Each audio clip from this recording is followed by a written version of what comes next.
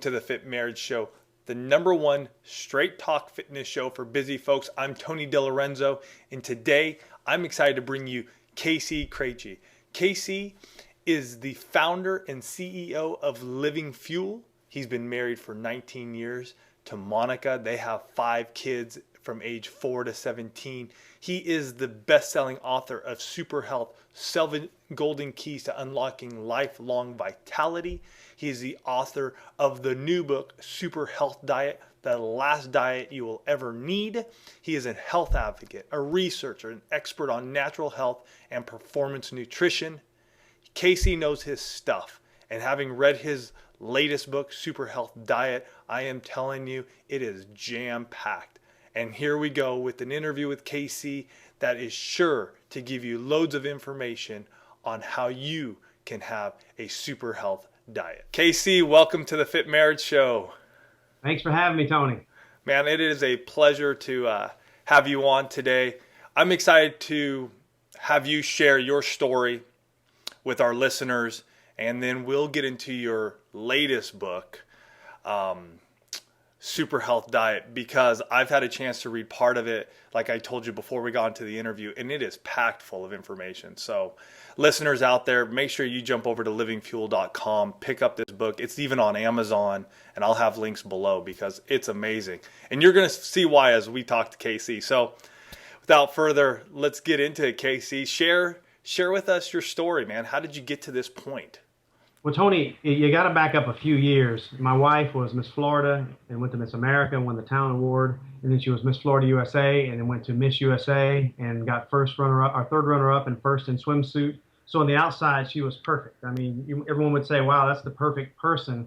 But within a couple of years of being married, she came down with clinical depression, anxiety attacks, and suicidal thoughts. So the doctors really took it to the point of, drugs and psychotherapy. That was the answer. And so it really was a couple of weeks where we, one day actually was reading out of the Bible to her, and she was really just feeling like the balm of calmness come over her. And it just became clear to us at that time that just wasn't the answer. To go down the path of a patient for life, like many of your listeners right now, they've been on Xanax and Zoloft for 10 years, and they've been changing the medications around. They're just not getting any better, but they don't really have highs, they don't really have lows. And so that's when we really started seeking the Lord, and I decided at that time I was diving in the literature, and I was not coming out without an answer. And so over a 10-year period of research, trial, and error, my first book, The Super Health 7 Golden Keys, was born. Our company was born. Everything we do is around the philosophies of these 7 keys that we discovered over this period of time. And in the literature, there was so much documentation on each one of these, and many people will go to one of these and say, hey, that's the answer. And I did that exactly. I thought, hey, clinical nutrition was the answer because I had an interest in that area. So I figured, I know enough clinical nutritionists. We can get all the way there through clinical nutrition. But the reality was that there were other areas that kept popping up that had just as significant amounts of literature behind the reason and why it's important for really abundant life. And so those 7 keys have helped thousands overcome their own personal health situations and revert, the right diet and lifestyle can reverse basically, disease, like even the stuff that is thought to be incurable. And how about your story too? Because I think you have an interesting story growing up.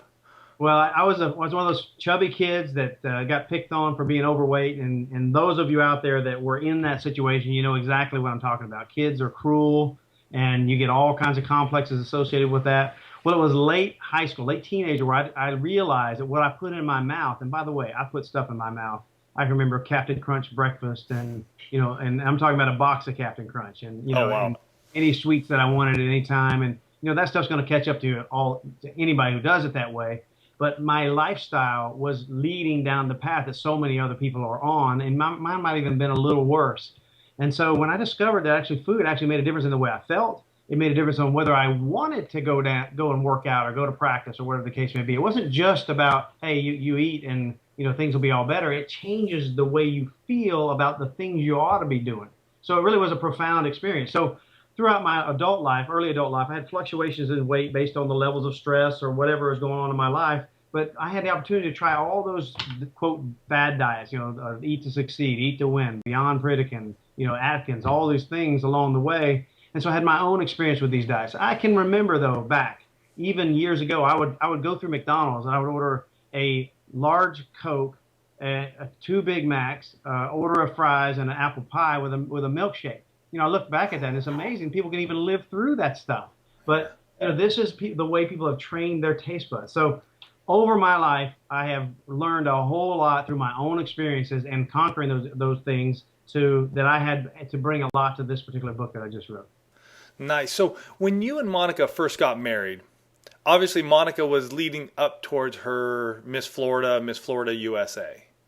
She had already accomplished that. And when I met her, She already accomplished that when you met her. when I met her, she was Miss Florida. Subsequently, she went to Miss America. Okay. Subsequently, she won Miss Florida USA. She went to Miss USA. And as I say, she won first in swimsuit. I tell you that because it really looks like the ideal situation. Oh, She totally. won the Talent Award at Miss America, first in swimsuit at Miss USA, third runner-up. So she really was a perfect package on the outside. And looking at her, you would not know anything's wrong with her. And you at that time, though, where were you at that time when you met her? When I met her, I was in South Florida. Actually, it's a funny story I'll share with you briefly. Is that they had run this competition in the county I was at, Hendry County, and they were raising money for the Miss Hendry County Scholarship Pageant. And so they put these voting booths around all the banks and convenience stores, and people put a quarter in the person that they wanted to be, quote, the most eligible Mr. Hendry County, most eligible bachelor in Hendry County. So it was really a cute little thing, but it was kind of silly. But anyway, I ended up winning this Mr. Hendry County. So they had my picture in the paper, and I was supposed to go to this pageant to get this award. And I said, I'm not going there. And I look at the paper and open it up, and I see this picture of my future wife, and I go, oh my gosh, I'm going. So I went there, and she had the same experience when she got there. That they had the paper laying on the bed in her hotel, and she saw my picture in the paper, and she says, well, he's the cutest, but he's probably some cowboy. So she just threw it back down, and then we ended up meeting, and we dated ever since. So it's kind of a cool story. Wow, and what a way to come together, though, and now pursue a lifelong passion for you. Oh, yes. We now, our only mission is to change lives, and that is personally and corporately. Well, awesome. Let's talk about the 7 keys, because you've brought it up a couple of times. That's from your first book. Let's kick it off with that, because I think that's the foundation of our interview right now. Yes, it is from my first book, and I took the aspects of the 7 keys that really dealt with weight optimization, and I put them in my new book as well. Mm-hmm. So there's a revised, or there's an additional information in the new book regarding the 7 keys. But let's go back. The first key is hydration. So hydration. People are drinking things other than water, even though 70% of their body is water. So I mean, you even hear people today say, "I don't like water. I just don't like it." They've trained their taste buds to the point where only soft drinks or sweet drinks or sports drinks or those kind of things are going to satisfy their craving for, quote, fluids, of which some is water, but they contain so many artificial flavors, artificial colors, stimulants, and other things that are detrimental to their health over time, particularly sugar or the alternatives that most people take to sugar. So hydration is so important because everything in the body is designed to flow, and obviously water is a primary medium for most of that flow. Blood pressure, blood flow, lymphatic flow, if you think about flow in the body. So as hydration levels go down, the viscosity of the blood increases, and the organs have to work a lot harder in order to push it around the body, for instance. Okay. So if it goes down too far, death is the result. But most people live in a state of chronic dehydration. Their knees hurt, and they don't know why. They have headaches, and they don't know why. So they have all these things they're drinking instead of water. So that's the primary piece of that key. But in there is, okay, so fine, now I want water. Is it okay to drink tap water?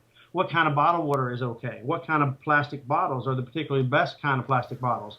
What filtration system should I have in my house? Now I'm drinking water. They told me not to drink these drinks. People are drinking sports drinks thinking they're healthy, when in fact they're not healthy unless used as indicated, and they're still, most of them have too many artificial things in there to be good even then.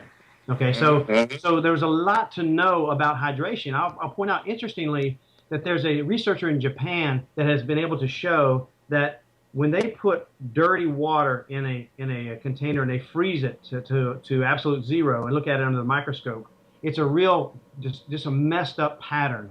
But if you put very clean water from, say, from a waterfall in South America, in the Amazon, there's a very diamond-like crystal structure associated with that.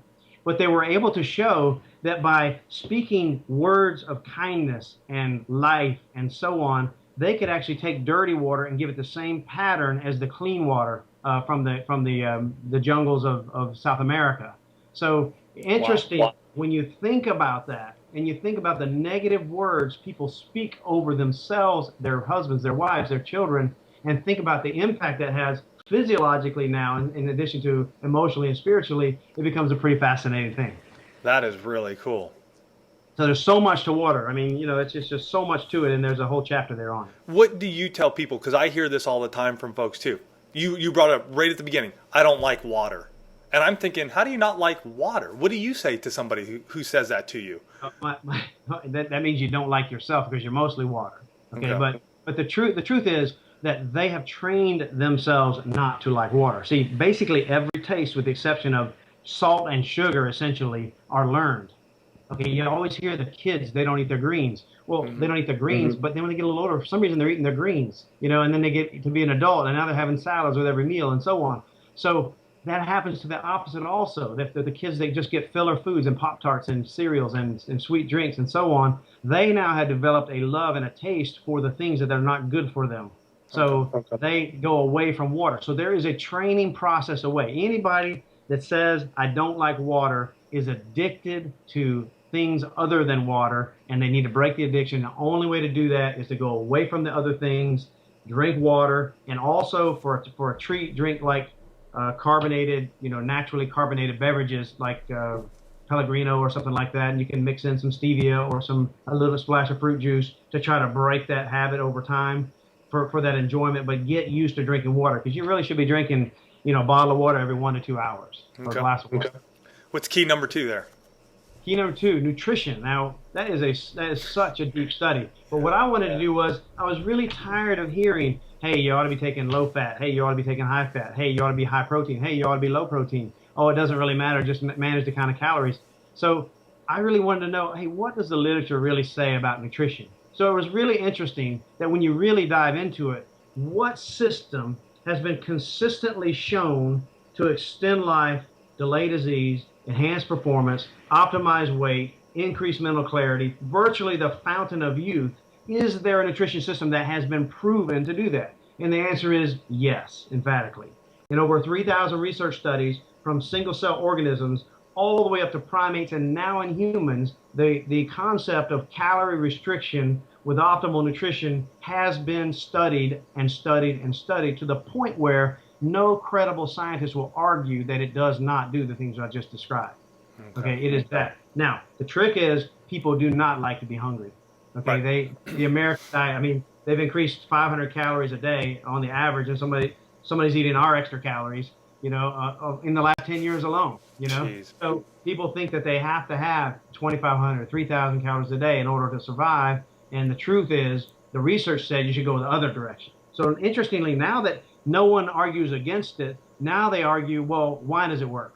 So one group on the left, not necessarily the left, but one group over here, a scientist would say, hey, if you lower the amount of food, even if it's the same garbage food you've been eating, you're going to lower the combustion, essentially the combustion in the body or the oxidation in the body. So therefore, lower oxidative stress or higher broad-spectrum antioxidants will give you a similar response to calorie restriction. And they've done studies to actually show that is the case. So now the other group says, well, no, wait a minute. I know that's the free radical theory of aging. It has some pretty good research behind it.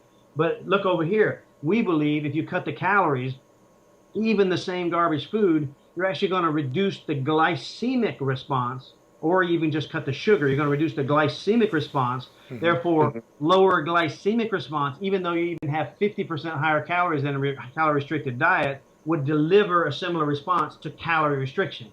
And they've done studies to prove that also.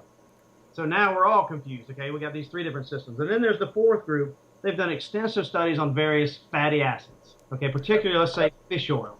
We know that if you give fish oil and you eat like an idiot, you're still going to extend life, delay disease, enhance performance, optimize weight, increase mental clarity, and the things we talked about in the other systems. So it became, to me in 2000, the year 2000, around then, I started thinking, well, these are all pretty profound answers to the nutrition question, but they're kind of diametrically opposed, but actually they weren't. I figured if you could actually combine the concepts of reducing the calories but increasing the nutrient density while increasing the broad spectrum antioxidants and reducing the sugar and reducing the glycemic response and adding healthy fats into the diet, you would have a dietary system with more research around it than any system in the history of man. And we call that the four corners of superfood nutrition. So that is the system that was the revelation that I received way back when. I wrote a white paper on it, and then I wrote a book, the Super Health 7 on that. And so I'll give you a quick study, Journal Nutrition 2002, 4 groups of mice, the exact same kind of mice, exact same kind of food. The first group, they fed all they wanted, a high corn oil type polyunsaturated diet like an American diet might be. They got to eat all they wanted whenever they wanted. They lived an average of 232 days. Less than a year. Less than a year. The second group, same deal, same amount of food, but they added fish oil to the equation. Okay. They lived an average of 100 days longer than the first group. The third group, same food, same kind of mice, but now they cut their calories by 40%. So with 60% of the same garbage food, they, instead of eating this much garbage, they only eat this much garbage. They live an average of 200 days longer than the first group. Wow. The fourth group was the same as the third group. They cut the calories by 40%, and they added fish oil back to the equation, and they lived an average of 400 days longer than the first Holy cow. group. So if you think about it, astounding the difference that it made by applying these four corners of optimal nutrition to the little lives, if you will. So that is a very profound study to say that, wow, you can make a magnificent difference in the history or in the health of people just by giving them the right information so that they can go make good decisions about what they put in their mouth. All right, let's dig into key number 2. If you guys want keys 3 through 7, we may hit them here today. If not, you got to pick up Super Health Diet. It's in there. Because there's a lot, and I know Casey can just tell us loads of information. But I think nutrition is the one I want to dig into today, because there is so much information out there. And the greatest thing on Super Health Diet that I liked is in the beginning, right from the start, you go into it and you go, these are the different diets. This is why they can work. This is my commentary on it. Fantastic. Where do folks find more information, though, about these 4 corners, these 4 pillars that you've been talking about? How do we bring that into our diets? Well, it really is important to understand the types of foods that accomplish that. But so there's the 4 corners of superfood nutrition, which we discussed, which is the guidelines or the parameters of the nutrition. And then with what is superfood nutrition, I think I need to answer that first. Okay? Yeah. So we know that this is another concept that came up to me a long time ago. We know now in medicine or in science that there's about 50 plus essential diet nutrients that must be obtained through the diet. 50 plus, depending on how you slice them. Some people say 8 essential amino acids, some say 9, some say 10. Some add the conditionally essentials in there. So roughly 50 plus, let's say that. So if you know you need those 50 plus, we need to also recognize that we all are often discovering new nutrients and calling them essential or conditionally essential or cofactors or so on that aren't necessarily in those 50 plus that I just described. The concept that we discovered years ago was if you take those 50 plus and you mix them with known superfoods like blueberry, strawberry, raspberry, cranberry, broccoli, spinach, kale, spirulina, barley grass, and so on, now you have put those the best forms of the known nutrients together with the best known superfoods that have things in them, polyphenols and phytochemicals that we haven't even named yet, that have enormous positive benefit we know through the research, and put those together. Now the body has, in a way that's a low calorie, nutrient dense, broad spectrum antioxidant, low glycemic with healthy fats in a single meal that is a maybe 600 calorie meal for 3 times that is 1,800 calories in a day. So you can have 500 calorie meal and accomplish all these things and still thrive and not be hungry and so on. So that is the concept of superfood nutrition, in which there are these 4 corners, which are the guidelines of how to do it and so on. So then there's the issue of make sure that you get enough fiber in the diet. There's the issue of make sure you get enough protein in the diet and all those issues surrounding protein, which if you've read that chapter, that's one of the most leading edge chapters on protein and amino acids, I believe, that is out there right now. Okay. And let's talk about people feeling hungry, because you brought that up. You're saying 1,800 calories. Most people would go, wow, that's not enough for me to live on. I'm going to go hungry. Well, the calorie restriction studies are really, 1,300 calories for women and 1,600 calories for men, or maybe 1,700 calories for men. So there's been numerous research to show that that is a great level. See, but here's what's missing. If you look at most of the calorie restriction studies, they lower the calories and they lower the protein right along with it. Okay, so everything comes down. And a lot of these dietary programs that we talk about in the book, they do not emphasize protein enough. And what the literature is saying is that when you reduce the calories, you need to maintain or increase the protein. It's an amazing thing. The body doesn't digest it as well with lower calories as it does with higher calories. So you must maintain the levels up there, because having adequate protein is important for basically every foundational structure in the body. I mean, you're talking about bones and muscle and nerve and enzymes and hormones and so many other things are a result of the amino acids that come from the proteins that we eat. So you got to manage, you got to pay attention to the protein levels. In this book, we give you a meal plan concept of how you plan each meal around the protein source for that day. So you have a four corners protein source, and make sure you get that. And then you have all these other choices of how you put these four corners foods along with it. And it is really a profoundly simple way to approach it. Most people say, I'm going to have this and this and this, and oh yeah, I'm going to have a protein source. But you really need to understand that the protein is the driver. You shouldn't sit down to any meal where you don't have a solid protein with that meal.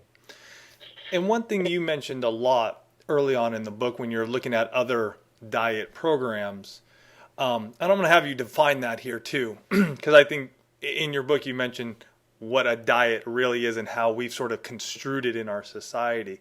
But is eating this super healthy diet, is it sustainable? Because a lot of programs out there aren't. They're lose fat, lose weight quick, and I've seen it in people I know.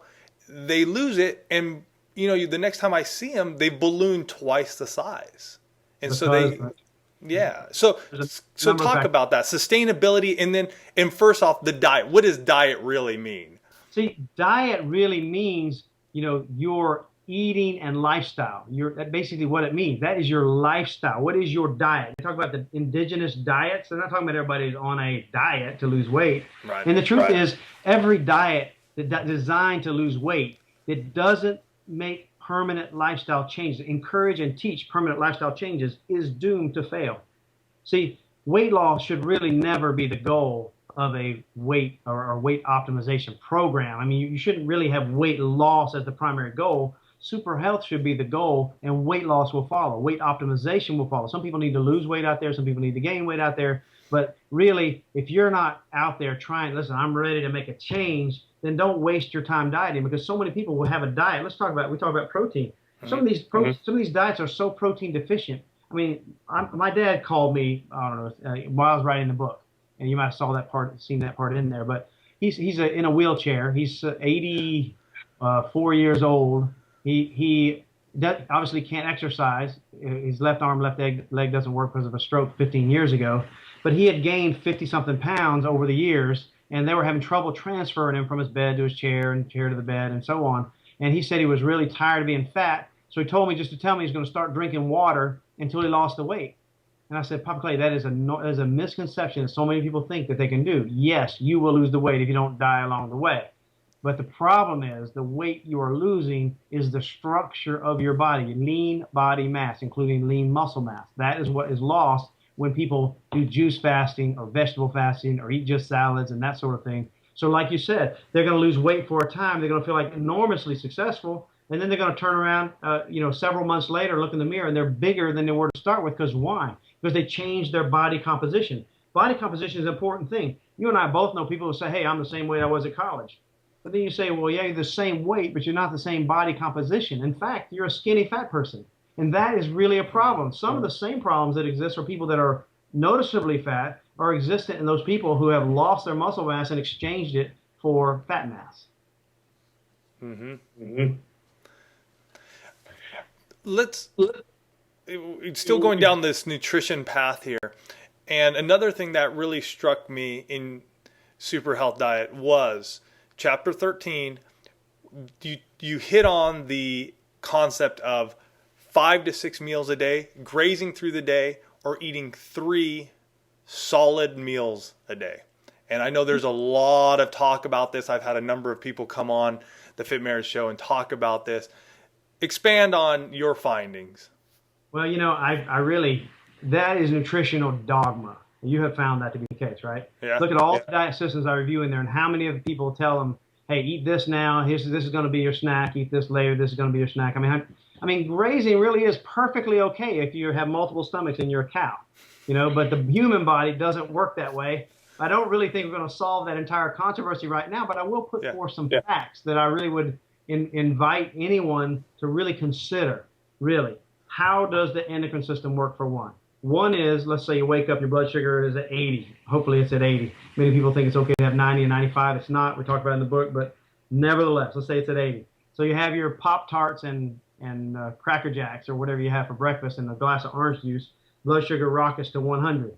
And so the insulin will push now blood sugar back down to baseline over time, depending on what you ate. Lower glycemic food will come down in about 2.5 to 3 hours. High glycemic food will come back down in about 2 hours. But unfortunately, people set themselves up with that breakfast meal by getting on this roller coaster that they cannot get off of in the entire day. This wears out the adrenal system. The adrenals get tired. The endocrine system, has to overwork and so on. So what you really want is you wake up at 80, you bring your blood sugar up to maybe 100. It comes back to baseline over a 2.5, 3 hour period. From that point on, glucagon comes in and you start releasing. You go from a fully fed state to a maximum metabolic mode. This window of time after your blood sugar comes back to baseline, glucagon rises, is when your body is releasing stored energy for fuel. So that period of time is the maximum fat burning mode. What happens, however, when people say, here, eat this and have a snack there, is they have this breakfast, blood sugar rises, starts to fall, have another snack, it goes back up, and it comes back, and it continues snacking, never getting into maximum metabolic mode. So there's problem number one.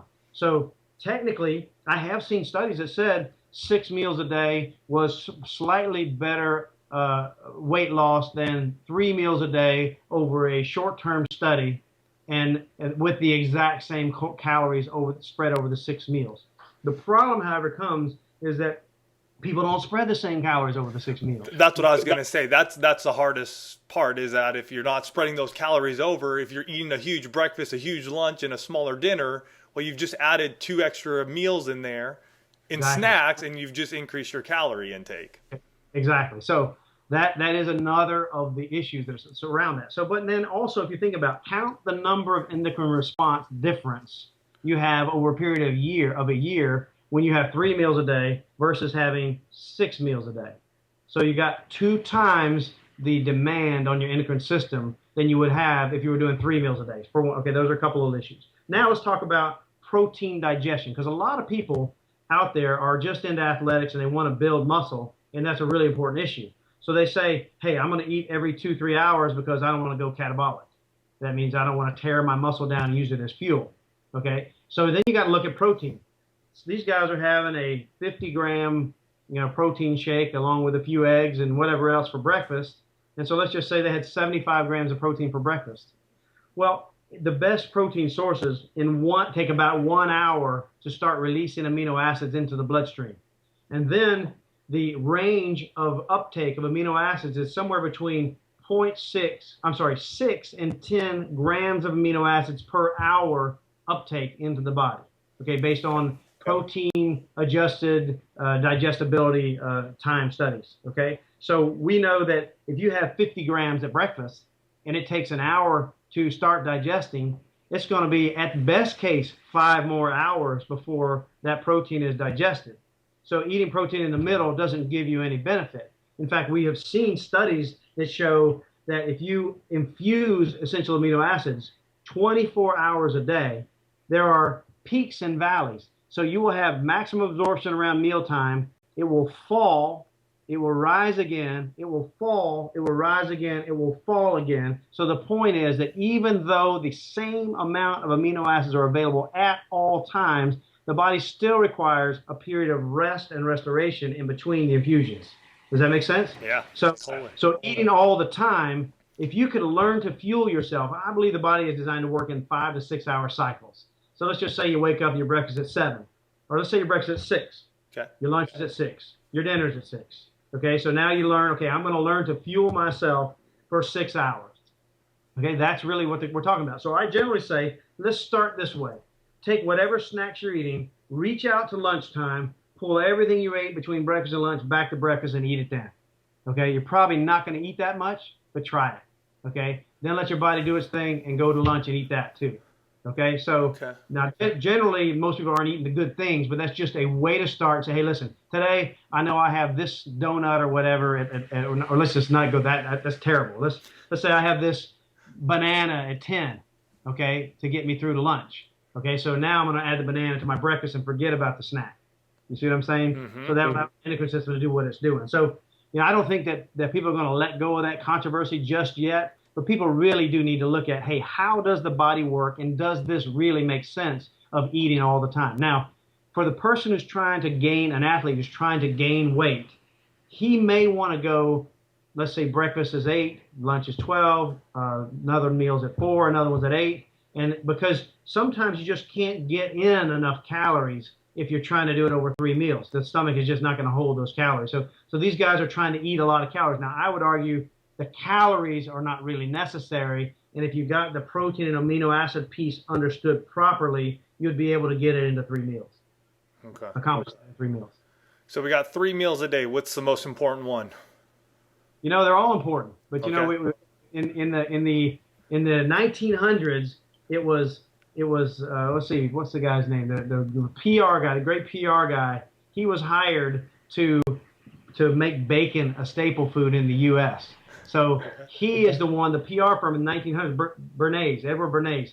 So he basically taught people breakfast was the most important meal of the day in his PR, and that you got to have bacon and eggs with your breakfast. Okay. And so pork, bacon, sausage, that sort of thing became dogma in the 1900s. Okay. So yes, I think that you're asking me that knowing I was going to say breakfast is the most important meal of the day, but not the breakfast most people are eating. Okay. So yes, if you eat the right breakfast, it sets you up to have a right lunch, and a right lunch sets you up to have the right dinner.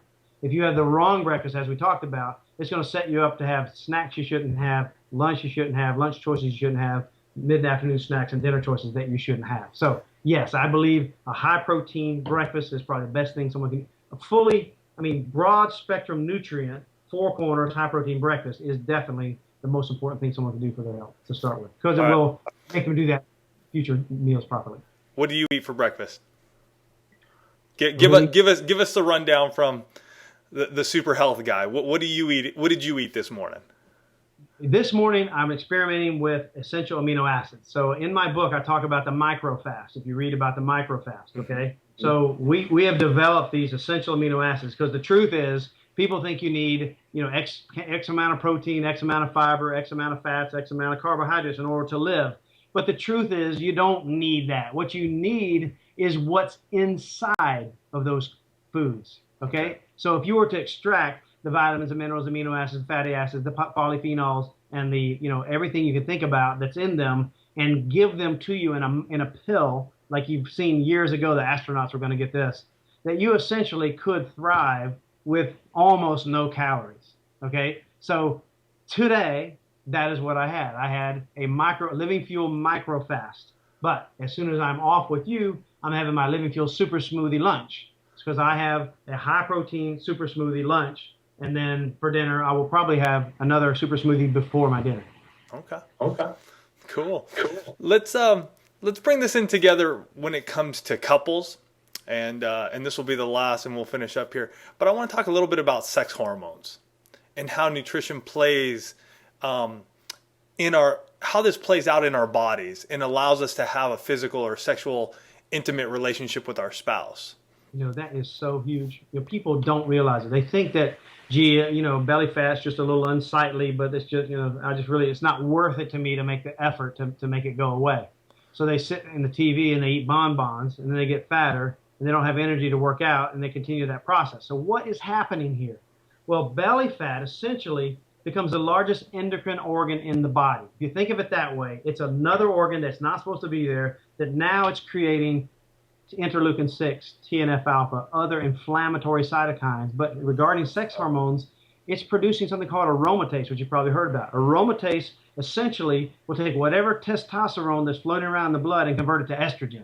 So it takes what makes a man man and makes it into what makes a woman woman. Now, men and women both have testosterone, but obviously women have testosterone at a much lower level. Men have estrogen at a much lower level. So this body fat essentially screws up the whole endocrine system. Plus, people have high insulin levels at all time and high leptin levels at all time because of this dietary roller coaster that I talked about. So if you don't have a 3-meal-a-day pattern, if you're eating all the time, you can assure yourself your insulin levels are too high and your leptin levels are too high.